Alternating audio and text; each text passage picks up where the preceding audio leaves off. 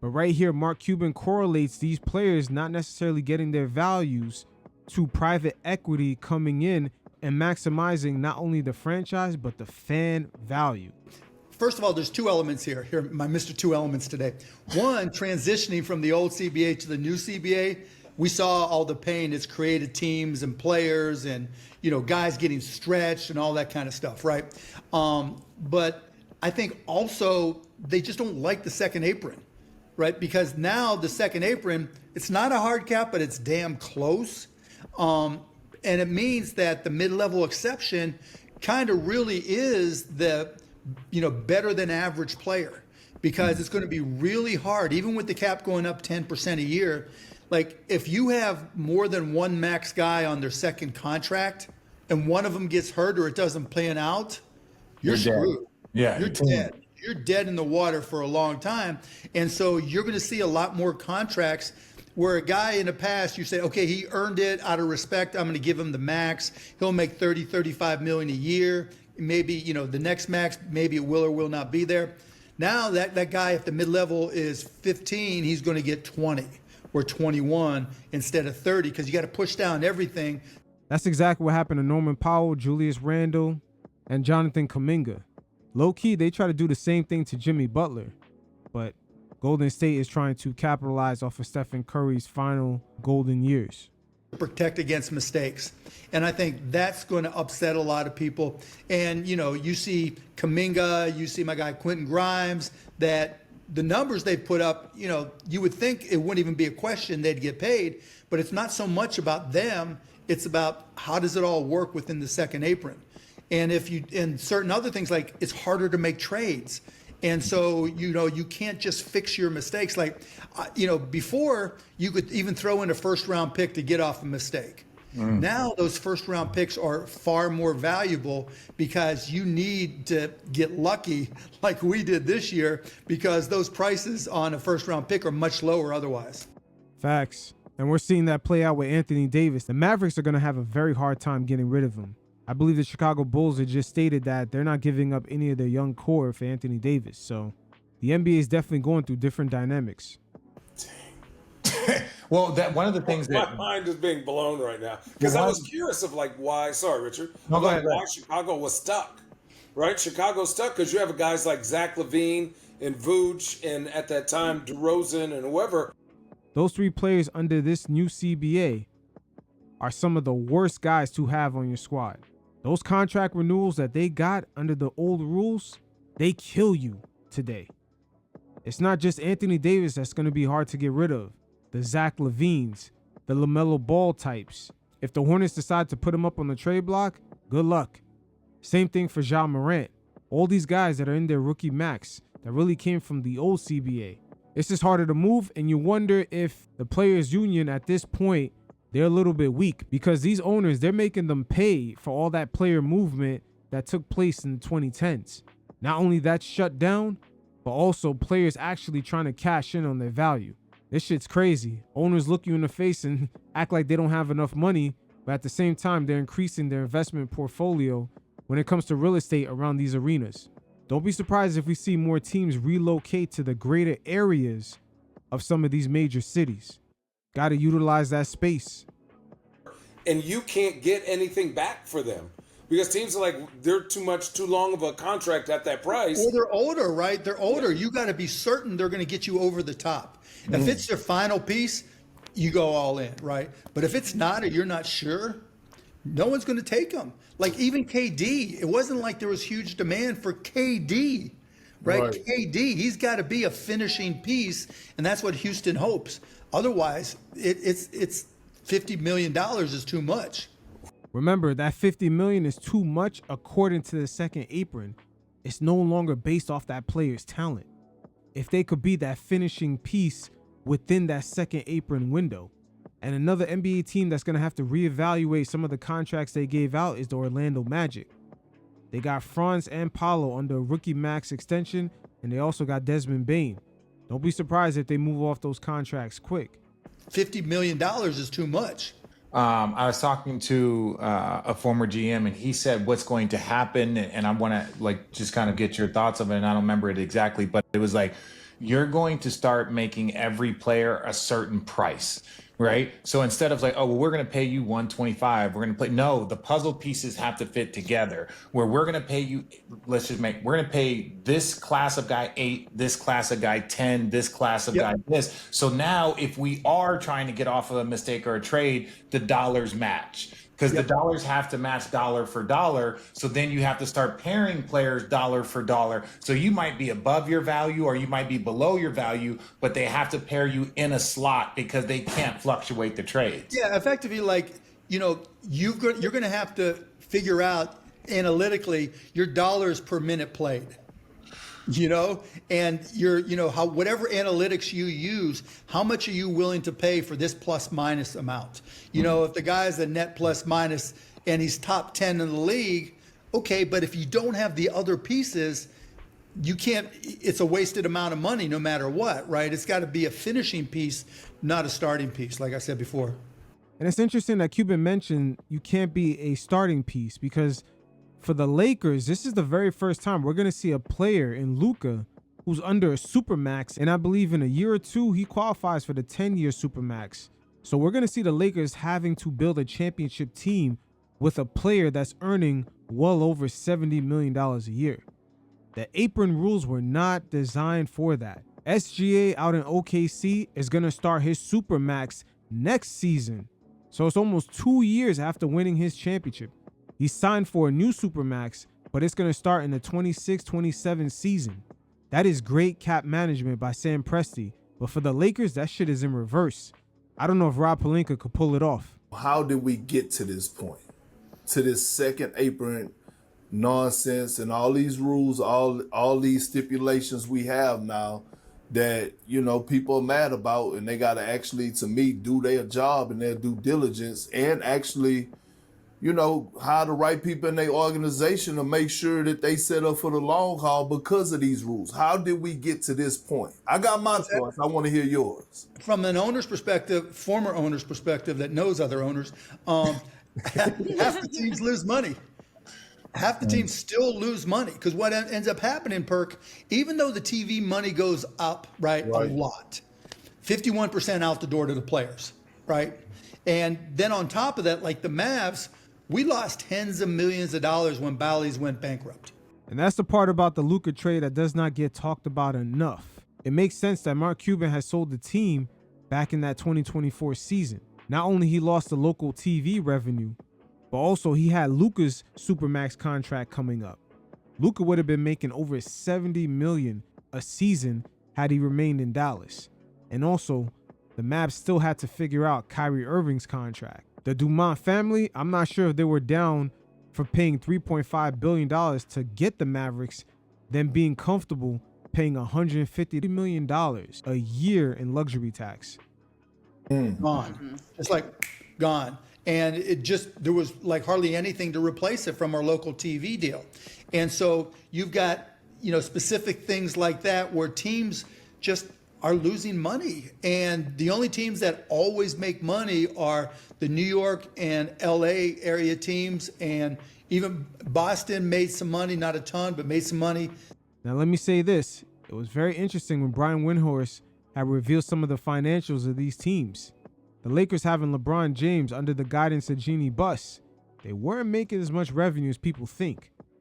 The New York Knicks, in a season in which they did not even make the playoffs, still made $40 million more than the Lakers did. So when I stated earlier with Jeannie Buss not necessarily being in the position to innovate the Lakers, you see how a pandemic plus a following season where they can't have fans in the stands eventually led her to slowly start selling the team. Mark Walter purchased 27% of the Lakers back in 2021. We lost tens of millions of dollars when Bally's went bankrupt. Gone. It's like gone. And there was like hardly anything to replace it from our local TV deal. And so you've got, specific things like that where teams just are losing money. And the only teams that always make money are the New York and LA area teams. And even Boston made some money, not a ton, but made some money. But, not a lot of other teams, always made money. Well, but this is an investment, right? And I think I think that's one of the things That's that kind we. of what I think is kind of ruining the NBA in some respects, Yeah, no, tell us. because it's only about value. So there's like talking about more, like I got involved with this group, Harbinger Sports, where it's a private equity fund that only buys minority ownerships, right? Because now I'm an expert on minority ownerships in sports franchises, and there's not a lot of liquidity or marketplace for those ownerships. But for the big private equity companies that are, help the Celtics deal get done, as an example, right? They just want to see a return in their dollar. So they're just trying to push up the valuations. They're not like, it's not like when I came in or even when I left, for the most part, like about fan, right? And so I think that's one of the challenges that got us here, is because, yes, teams want valuations to go up. You mean owners, Mark? You mean owners want valuations to go up? The real question is, are you guys aware that you could potentially be in a position where you're going to have to allow private equity to almost have complete control of the team? It doesn't really change the actual operation of the team, and it didn't really force the profitability, or push the profitability up, for most teams. So it's kind of a catch-22. So when people look at how much you bought the Dallas Mavericks for, how much you sold them for 20 years later, and I'm just saying, like MJ, how much he sold it for. Now there's losses every single year. For the most part, yeah. Other than the there's- years where we sucked, the only time I made money was when we were awful. Oh, so what Great insight right there. Great insight. Once again, Patrick Dumont and his family, they were set up to lose at least minimum $150 million a year in luxury tax by having Luka on that super max deal. And the Mavs being competitive was not even a guarantee. Look at the Phoenix Suns the last 2 to 3 seasons with Kevin Durant. They were paying over $150 million in luxury tax, and they were nowhere near contention. Because my payroll was nothing. I'm paying Salah Mejri, and so it's just, what was the Clipper? What's the I can't believe it. The Clippers' old owner. What was his name before? Ronald Sterling. Donald Sterling. Well, Donald Sterling's team would always suck, but he would make money every single year. Every single year, because that's what he cared about. And he didn't try and win. So it was like he wasn't trying to win. Blake and that crew forced him into a position of like, okay, I can't not do something. But ultimately it was he would not field a team and make, I don't know, 20, 30, whatever $1 million a year, but was never competitive. So you're saying that you just have to hold on for the long term, lose whatever, maybe try and cover some of that in taxes. If you're trying to win. If you're trying to win. Okay. Yeah, basically. And you've got to hope that the TV deal pays off the way everybody thinks it will. Because you guys know the media business. You're right in the middle of it, right? It's hard.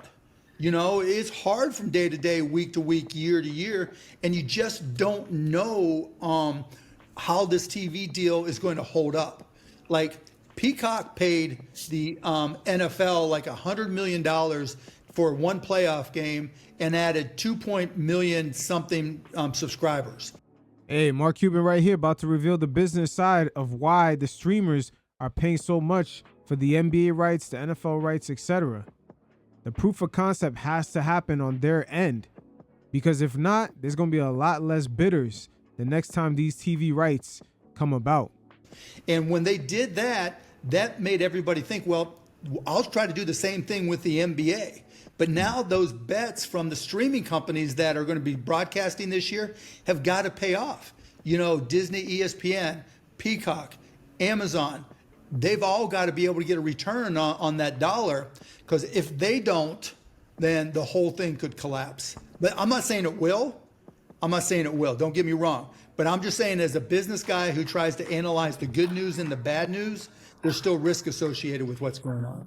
And there is definitely a lot of risk when it comes to the media side of the revenue, because these tech companies, these major tech giants, they're not necessarily as interested in sports like the leagues thought they would be. Look at Apple. They haven't really dived into many leagues. They're sitting on a bunch of cash. They really just got MLS. They gave them $250 million. Netflix, for the most part, is in the same boat. But from the sports league so far, they proved that they want the must-see games only. And look at the big done data of them all, Amazon. They only bid on the NBA's third package. ESPN got the A, NBC got the B, and Amazon got the C package. So you mean to tell me Amazon couldn't outbid ESPN for the premier package? But again, with these tech giants, we're in the era of analytics. And Mark Cuban right here explains how they're going to reevaluate the worth of these sports rights, and also how private equity is going to change things for fans. You guys check it out, and every once in a while, I'll check in.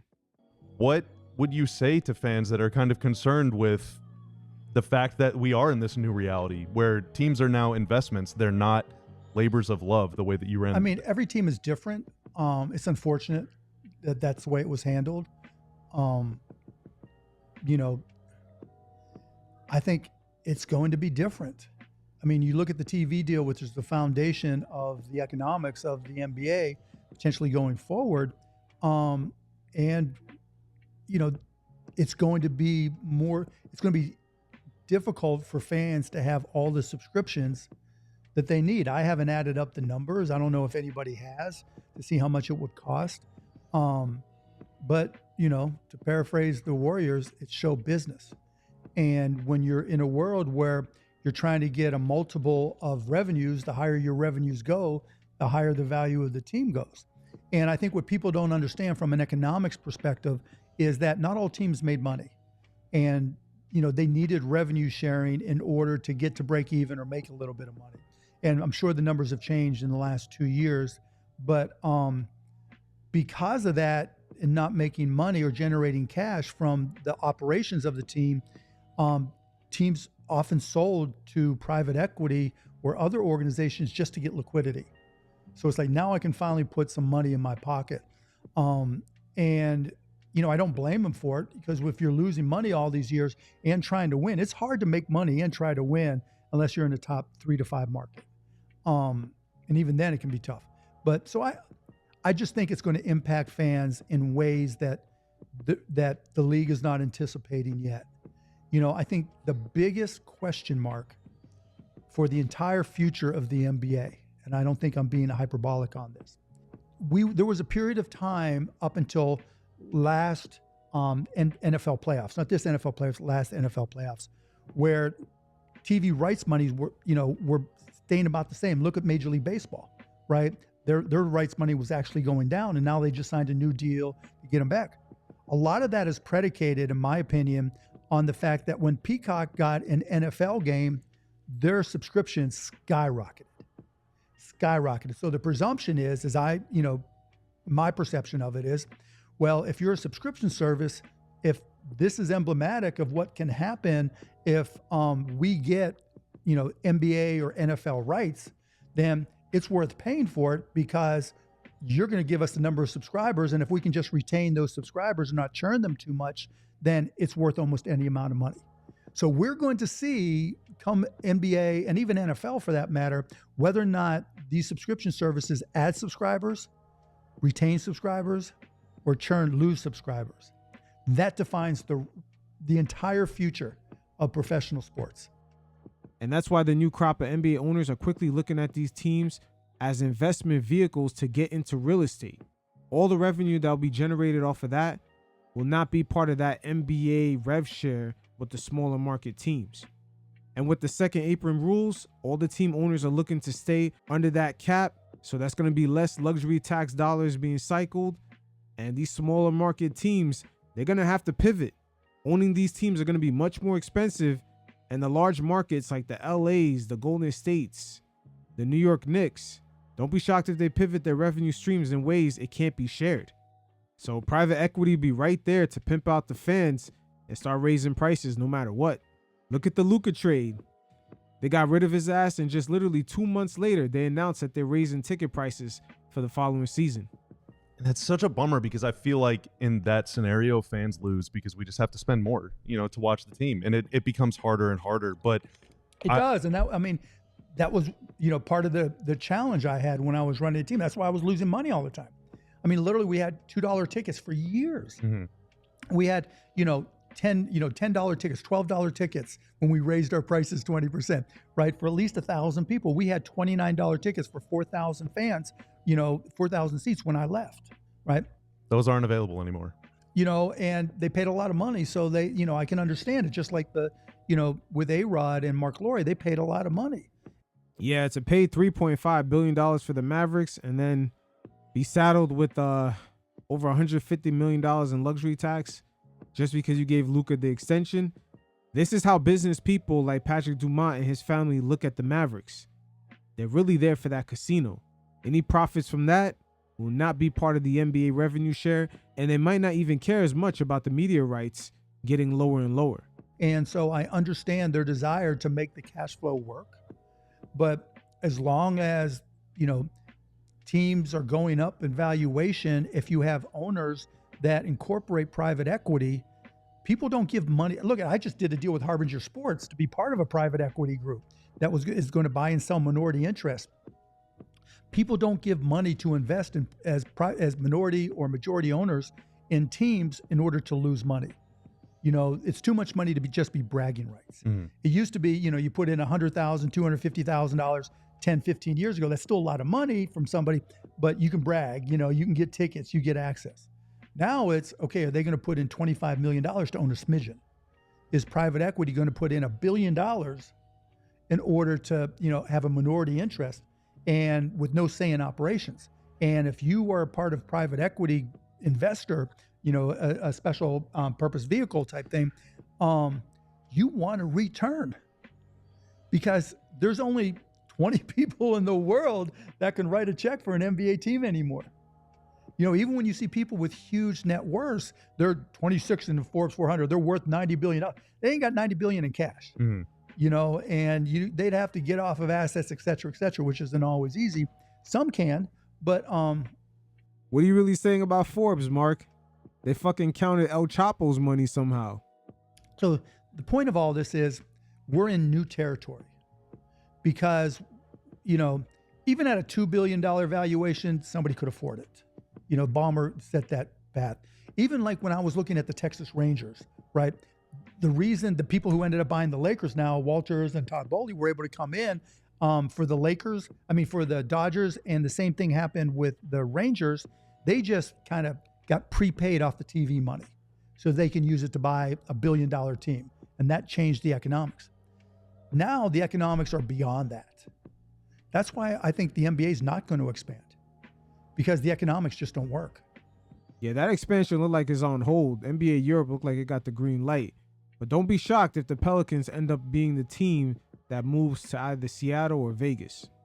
What would you say to Mavs fans who, Mavs fans can say whatever they want about you, but they know at the end of the day you cared. And I know for a fact whenever the Mavs lose, you don't sleep. Like no. You're pissed, What would you say to Mavs fans who are concerned that the new ownership group, and this isn't just specifically about Patrick Dumont or whatever, but like that guy thinks the finals are called the championship games.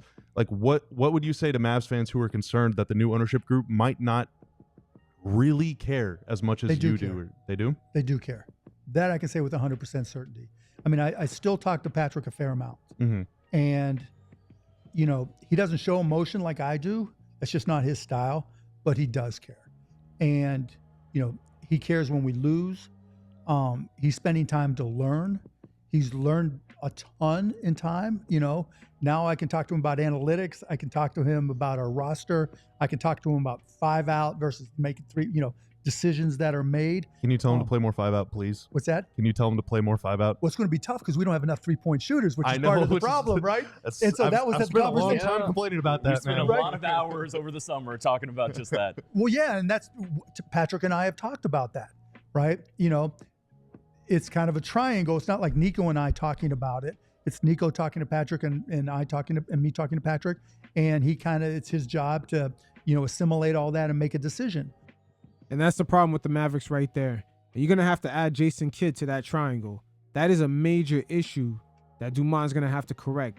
That information has to be streamlined. It seems like no one wants the responsibility when shit backfires. Notice that was the same sort of communication line with this whole, should we trade Luka, should we not? Nobody really could answer who firmly made that decision. But I know he cares. I have no doubt in my mind that he wants to win a championship. But he's not me, and he's going to do it his own way.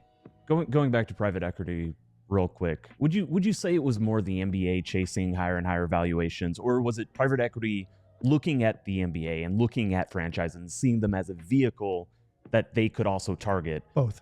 Yeah. Both. Because and like when did that start really? I guess kind of with the the VC explosion.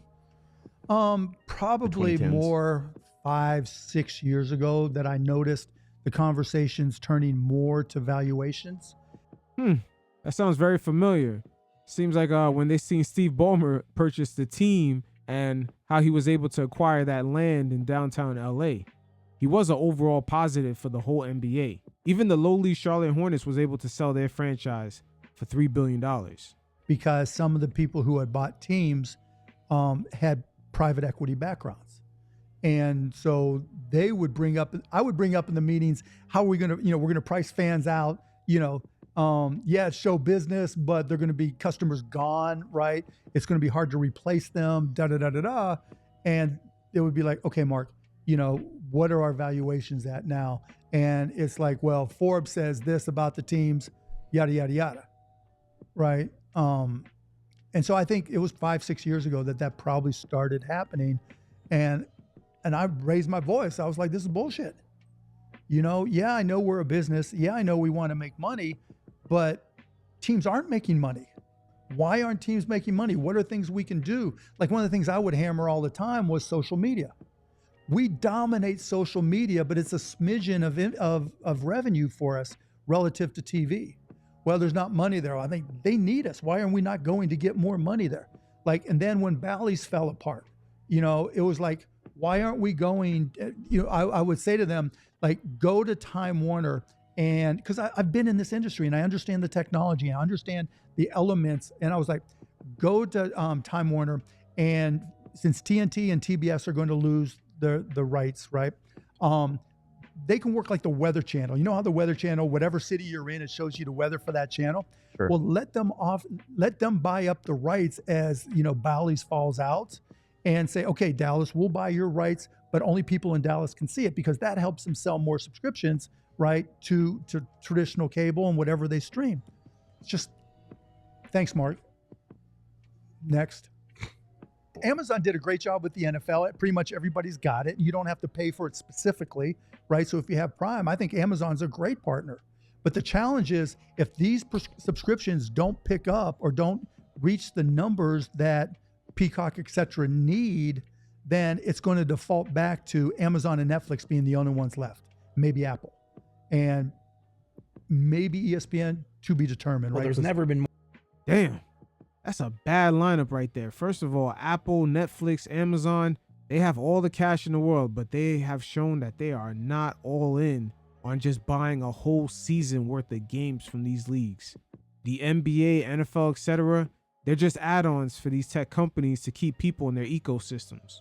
If there is an eventual fallout because of the subscriptions not going up, there won't be too many bidders left, and that's why the owners are pivoting to real estate and private equity. To be determined, Well, right? there's never been more uncertainty about regional TV in the NBA's Well, it's history gone. than there is. It's gone. It's gone, right?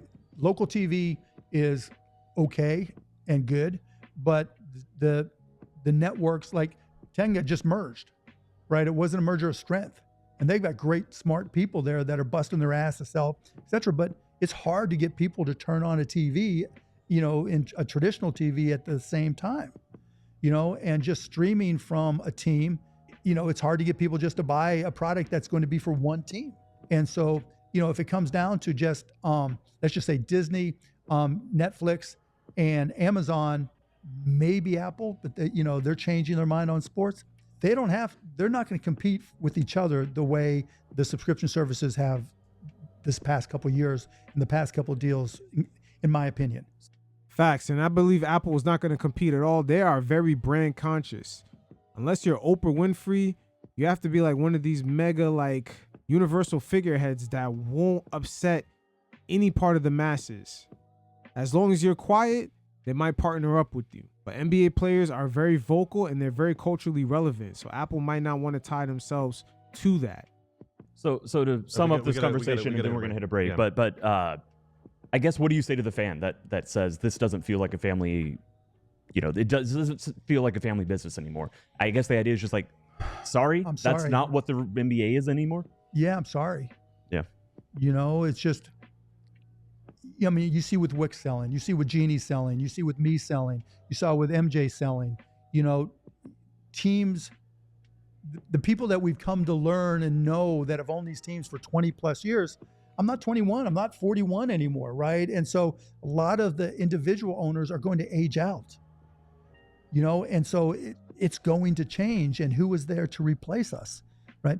Private equity, real estate moguls, tech titans, casino titans. That's so far who we've seen come in almost in a gold rush after the pandemic. It's as if they smelled the blood in the water, with a lot of these small-time owners not necessarily being ready during the pandemic for a complete stoppage of just revenue and fans coming in these arenas.